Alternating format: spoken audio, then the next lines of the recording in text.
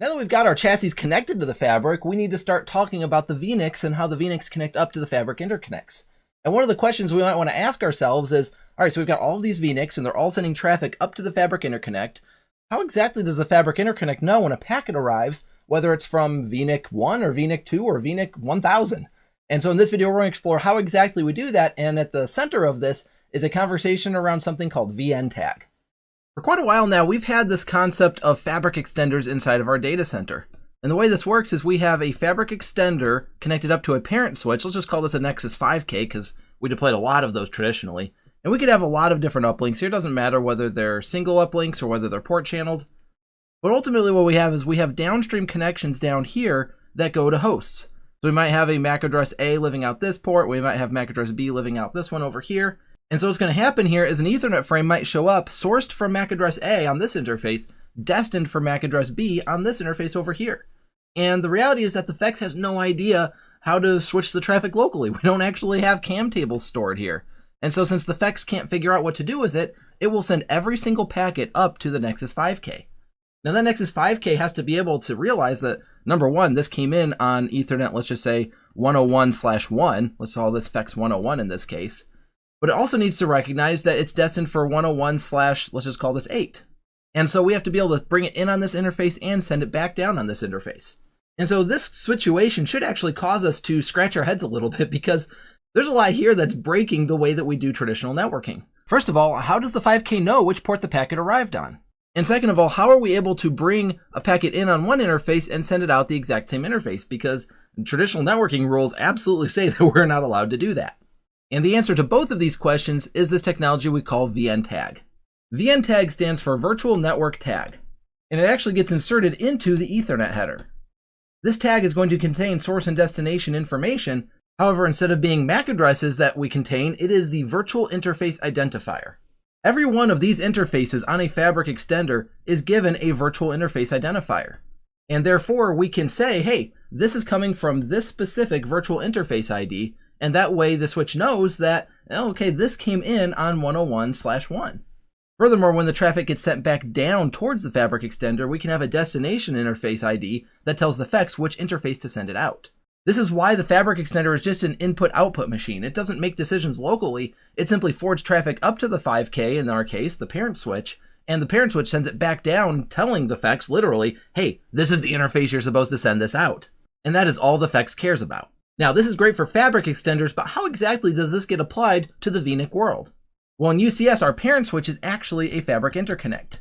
And then we connect down through a pair of fabric extenders, or in our case, maybe an I/O module, and then we connect down further to a VIC.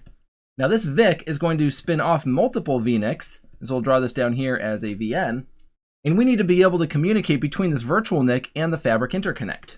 Well, this is going to use a technology that we call adapter FEX. Adapter FEX does exactly what it sounds like it would do. It's going to turn our adapter, in other words our VIC, into a fabric extender. In other words, our VIC is going to use vNTags in order to identify which vNIC that a particular packet came from. So I might have many vNICs attached to this VIC, but each one is going to get a virtual interface identifier. So I add that into the Ethernet frame, I pass it up to the I/O module, and if you're tracking with this, you're probably going to realize that we're going to have nested vNTags at this point. And as such, the IOM adds its own vNTag, pans it up to the fabric interconnect, it strips off the first vNTag, realizes, oh, okay, you came from this interface right here, at which point it's able to check the next vNTag and realize, oh, okay, you came from this vNIC down here. This technology is absolutely crucial to the inner workings of UCS.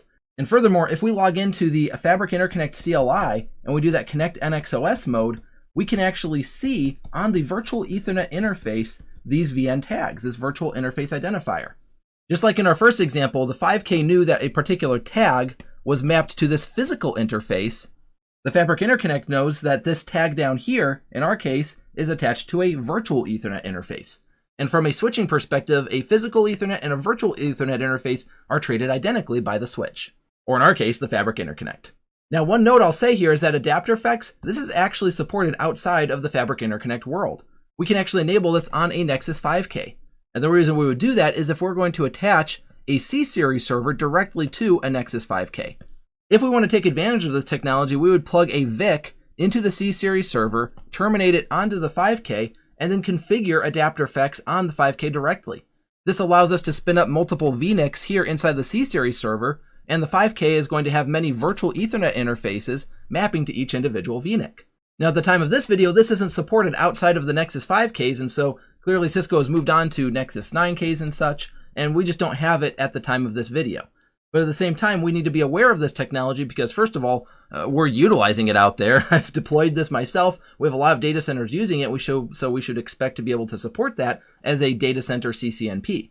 But the other reality is that this technology might well come to the Nexus 9K platform. Maybe it already exists while you're sitting here watching this.